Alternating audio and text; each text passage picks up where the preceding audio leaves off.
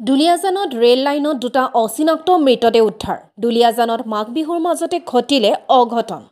দুলিয়াজানৰ oil India লিমিটেডৰ LPG প্লাণ্টৰ সমীপৰ rail লাইনত উদ্ধাৰ হৈছে দুটাকৈ মৃতদেহ।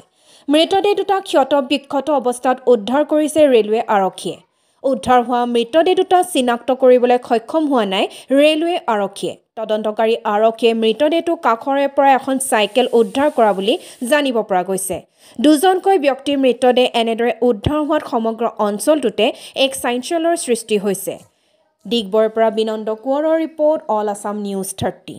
আমি ৰাতিপুৱা খবৰ পাইছোঁ, আমাৰ ৰেলৱে কৰ্তৃপক্ষৰ দ্বাৰা আমাক এটা মেমো এখন দিয়ে। সেই মেমোত আমি খবৰ পাইছোঁ যে আপোনাৰ 507 3-2ত মানে ডেড বডি আপোনাৰ ৰেলৰ হেড পৰি আছে বুলি ট্ৰেকত পৰি থকাৰ খবৰ পাই আমি আহিলোঁ। আহি পেলাই আমি দেখা পাইছোঁ ইয়াতে কাষতে এটা LPG প্লাণ্ট আছে, দুলীয়া গাঁও কাষতে পৰে। আহি পেলাই আমি দুটা ডেড বডি উদ্ধাৰ কৰিছোঁ।